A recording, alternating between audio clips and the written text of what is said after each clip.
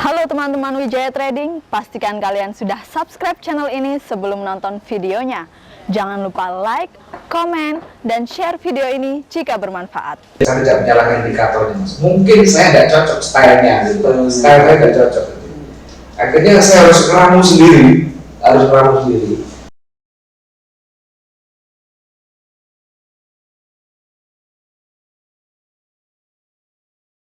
Jadi kita kembali ke yang pernah kita lakukan dulu ya.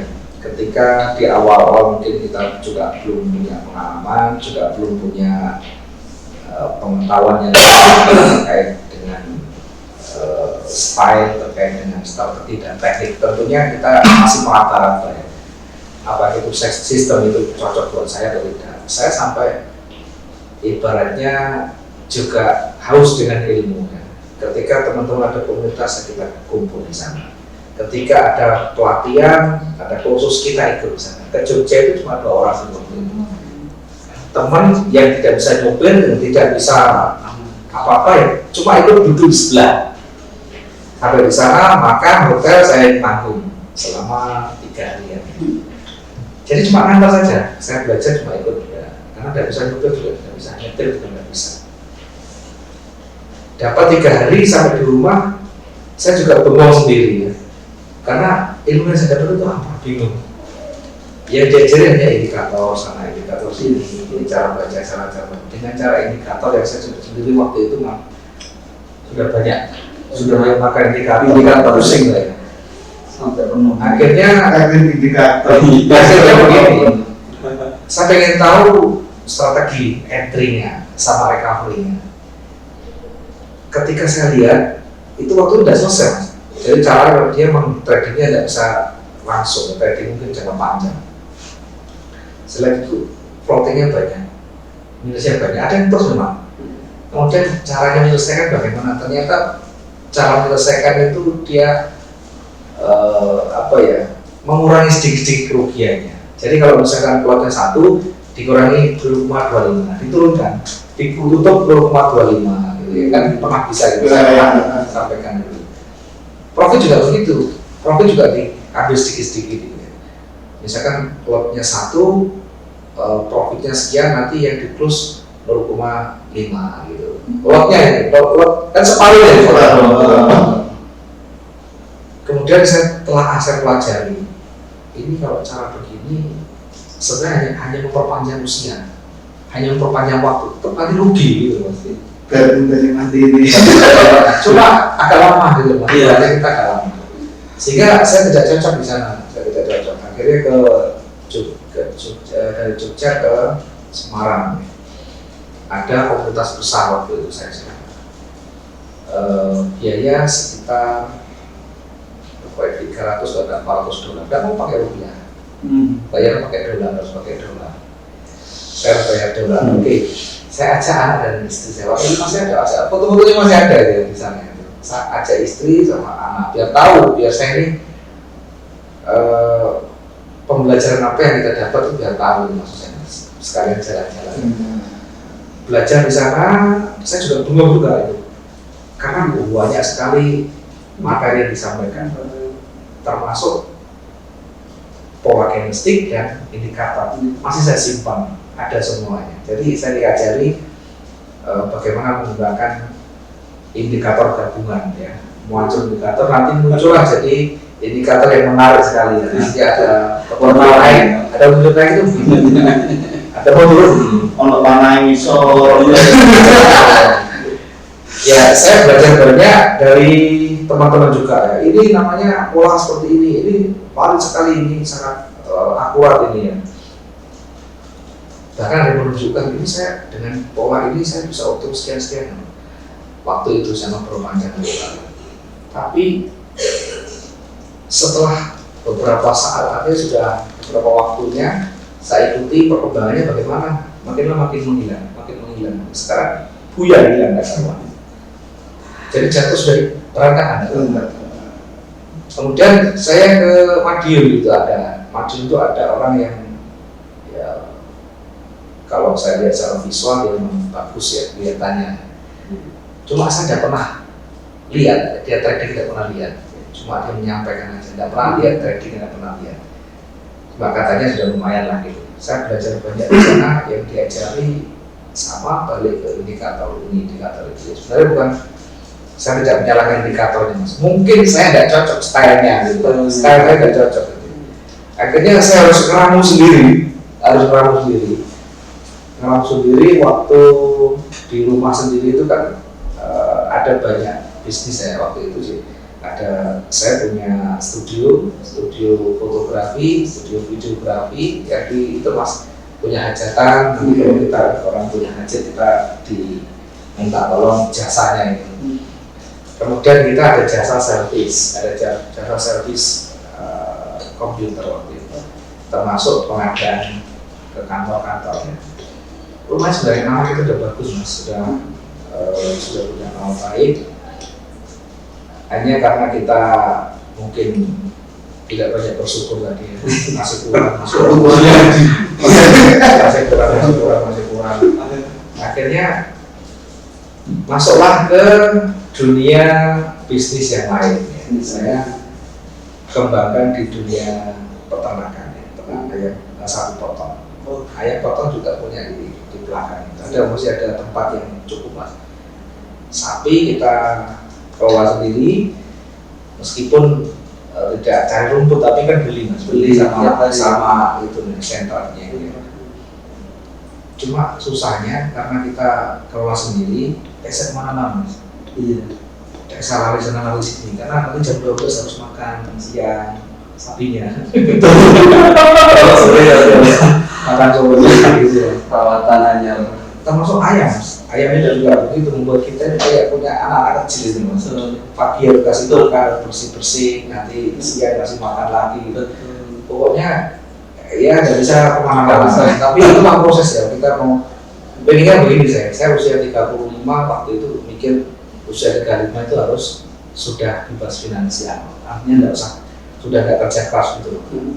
Sampai saya ikut 3 asuransi, saya ikut semuanya. Tujuan saya, karena saya bukan pegawai negeri, saya ingin di usia-usia yang sudah mulai tua nanti sudah ada pensiunnya. Tapi namanya manusia kan hanya merencanakan, yang menentukan. Kita sudah berusaha, sudah berusaha maksimal, ternyata ada saja ya. Mulai diakali oleh banyak teman, banyak relasi.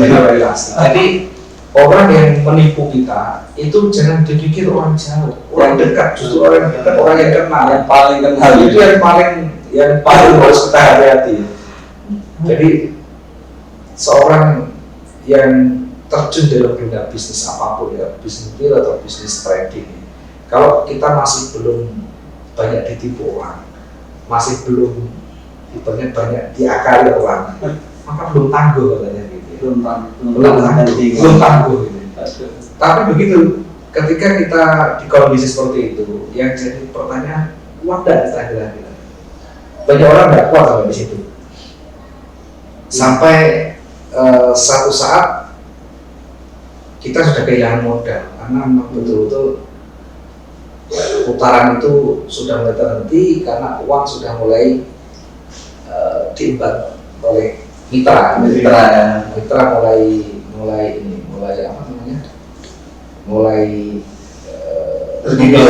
membawa uang kita juga diakali di sana. Akhirnya ya kita kehilangan modal, akhirnya ya mengambil yang lain. Sapi dijual, alat dijual, sebarang dijual. Bagaimana tradingnya? Trading itu tidak bisa ketika kita punya beban. Betul. Dan waktu itu memang nggak fokus mas. Kita nggak fokus di trading saja. Tadi ada banyak, kadang melayani orang. Pernah satu saat saya ke pedalaman, jadi saya ada acara ke pedalaman, diundang untuk mengabadikan momen di sana. Saya punya trading, punya transaksi. Saya tidak pernah berpikir kalau di pegunungan itu tidak ada sinyal. Betul tidak ada sinyal. Jadi begitu sampai ke sana sinyal sudah tidak ada, sudah tidak bisa. Begitu kita pulang turun sudah habis 20 juta habis. Jadi kita dapat dari acara hajatan itu sekitar 1,5. Yang kita jauh, minusnya banyak. Nah itu pengalaman yang harus kita share ke teman-teman supaya tahu trading itu tidak boleh main-main. Nggak boleh ditinggal sebenarnya, nggak boleh main-main. Dan waktu itu memang saya tidak suka dengan stop loss ya. Ya, memang saya tidak suka stop loss karena memang saya mau pantau gitu. Tidak butuh waktu lama waktu itu. Kehilangan loss dari sinyal itu tidak lama. Kita begitu turun, lihat sinyal sudah muncul, modal sudah habis. Akhirnya ya berpikir, kode-kode dia sudah terlanjur gitu. Sudah mulai goyah, sudah mulai goyah karena sudah mulai rugi banyak, terus juga banyak dibawa lari ke teman atau mitra gitu ya. Karena kita waktu itu memang tidak murni dari penghasilan kita. Kita menambahkan modal itu dari pinjam bank. Jadi celakanya begitu ya. Karena saya waktu itu ikut itu mas kelas yang bisnis yang bermain dengan bank itu mas. Apa namanya itu? Waktu itu ikut kelas bisnis yang dia memanfaatkan bisnis tanpa modal, tanpa mengeluarkan uang, tapi pihak dari perbankan yang memanfaatkan dari modal dari perbankan. Zaman Budi Chandra ya, saya zaman waktu itu mas ya, bukan ada kelas namanya entrepreneur apa itu waktu itu ya. Kemudian ada lagi yang sekelas itu kita ikut juga, sehingga kita seolah-olah semangat mengembangkan bisnis dengan cara pinjam bank. Akhirnya ya saya pinjam sana pinjam sini, main kartu kredit dan sebagainya. Tujuannya satu untuk mengembangkan usaha real, yang kedua untuk trading. Ya saya jujur apa adanya. Jadi pihak perbankan itu survei juga begitu. Ini mau dipakai apa kan? Dia tanya begitu. Satu mengembangkan usaha saya punya sapi, saya punya ayam. Kemudian sebagian nanti saya gunakan untuk trading. Akhirnya ya yang ada jualan aset sana sini terus kita buat nutupi utang tadi. Masih belum selesai, utang nggak ketemu juntungnya untuk kembali bayar utang itu. Akhirnya kita harus putar otak cari jalan lain. Sudah tidak berpikir trading lagi sudah. Karena kalau kita berpikir trading, satu dalam di bawah tekanan, karena kita dikejar dengan dari setoran nggak bisa. Diingat trading itu kalau dikejar dengan setoran nggak bisa maksimal dapatnya. Karena yang ada begini, harus profit. Padahal kita tidak bisa. Trading itu harus mengikuti iramanya. Gitu. Kalau dia memang betul-betul ada peluang, kita masuk, itu pun terkadang tidak sesuai target. Gitu. Targetnya misalkan $100, ternyata 100 itu berat. Ada kalanya kita cuma dapat 60, dapat 70, dapat 50, di bawahnya maksudnya. Sama dengan itu. Sehingga 2012 itu saya lepas dari trading sama sekali. Saya harus merantau gitu. Kita harus banyak belajar dari kehidupannya. Sampai karena tidak punya modal, di titik nol sudah. Di titik nol itu ibaratnya beli bensin tidak bisa. Beli makan aja kita buat makan besok cari sekarang. Nah kebetulan saya sempat belajar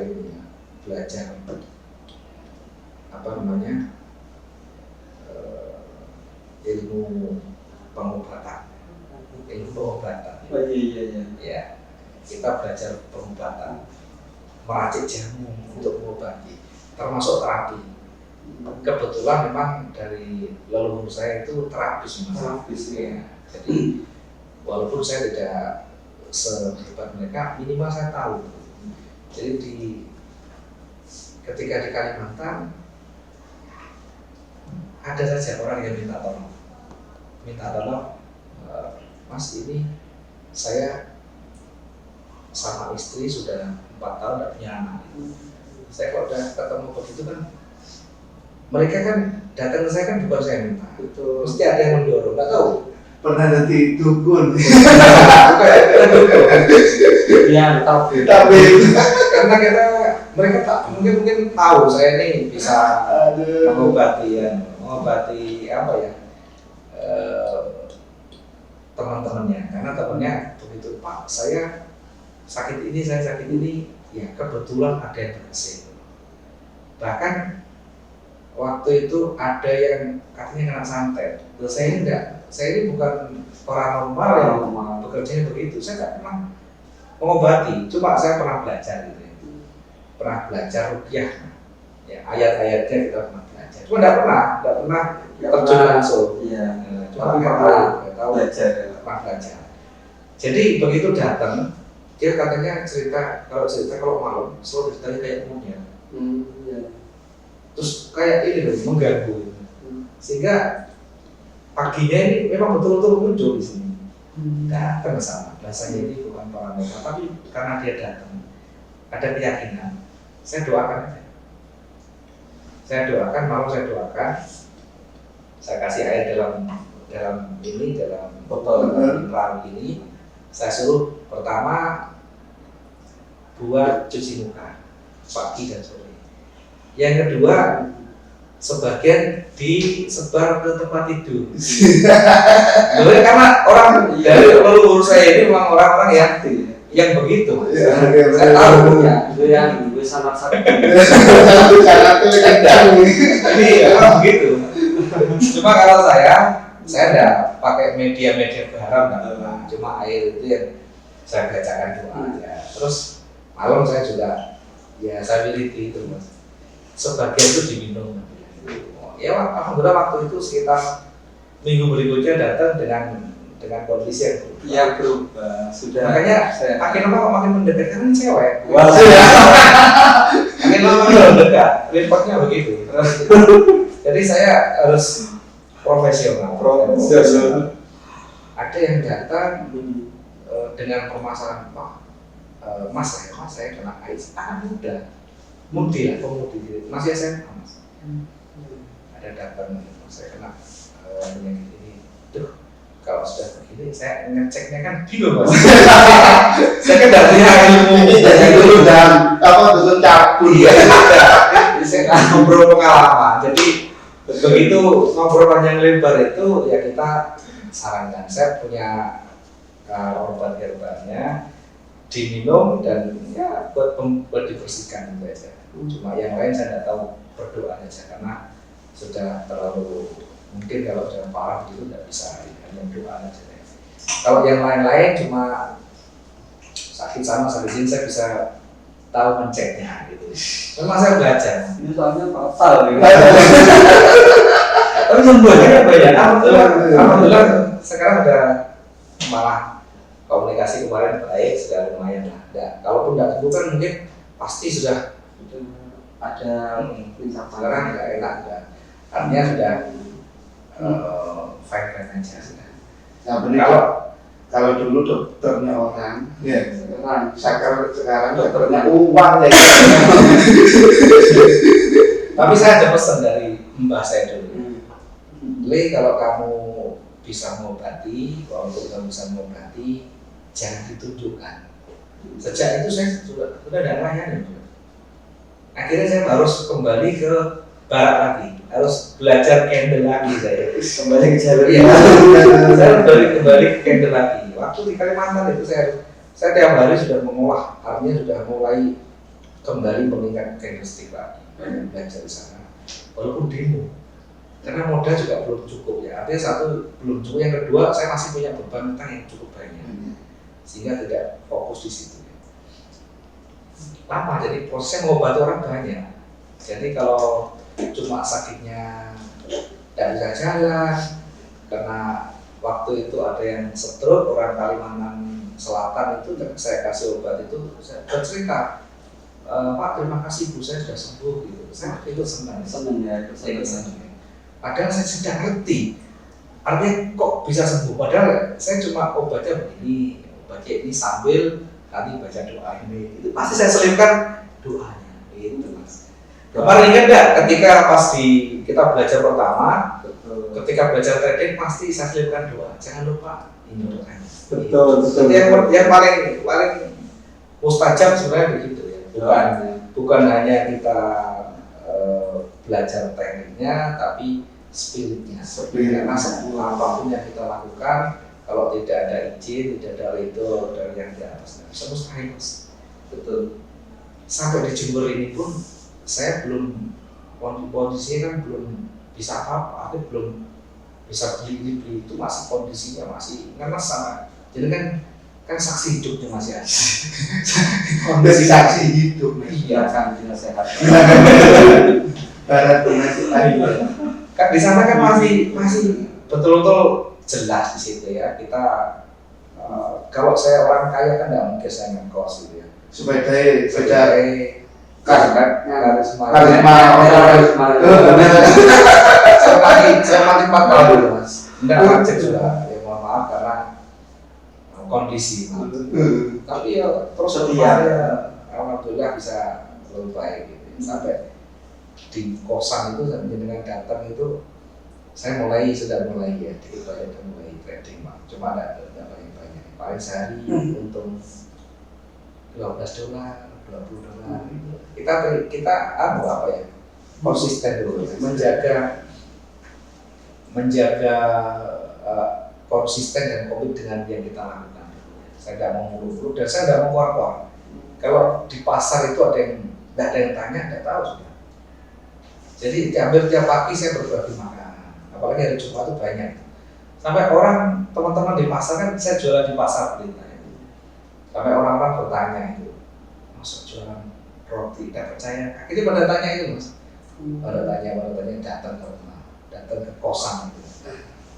Ternyata di kosan bener, kondisinya tidurnya ya lesehan sama apa adanya. Cuma karena kita ya ada kedekatan dengan teman-teman, kalau ada makan bareng. Bahkan saya kalau jualan ayam, jualan roti itu, kalau mau makan aja. Teman-teman di sekitar itu kalau pagi ya, mau makan ambil aja. Nggak usah beli juga. Kalau mau makan ya pokoknya, jangan dimasukkan kresek. Kalau masukkan kresek banyak. Kalau makan aja. Betul makan. Sampai ada tukang pijat saya sampai sekarang masih setia ke sini ya. Itu kalau datang ke saya mau minta pijat itu masih ada sisa banyak itu nggak suruh makan sepuasnya. Ayam kentang itu kalau masih ada banyak saya suruh makan sepuasnya. Jadi bukan makan nasi, makan ayam. Itu proses. Sampai di situ sambil kita belajar banyak terus mempelajari teknik yang pas buat saya. Karena kalau belajar indikator sudah banyak sekali, bahkan terkumpul banyak sekali. Kenapa saya tidak ngajari moving average? Kenapa saya tidak ngajari Bollinger Band? Kenapa tidak mengajari stock holistik ya? Karena takutnya nanti orang pemula tambah hanya percaya pada diri saya, logikanya tidak muncul nanti itu. Karena kalau kita hanya belajar di indikator itu, kita nanti akan mindsetnya kan yakin saja di situ. Terus jadinya Ada indikator itu apa? Indikator itu juga sama basicnya harga sebelumnya.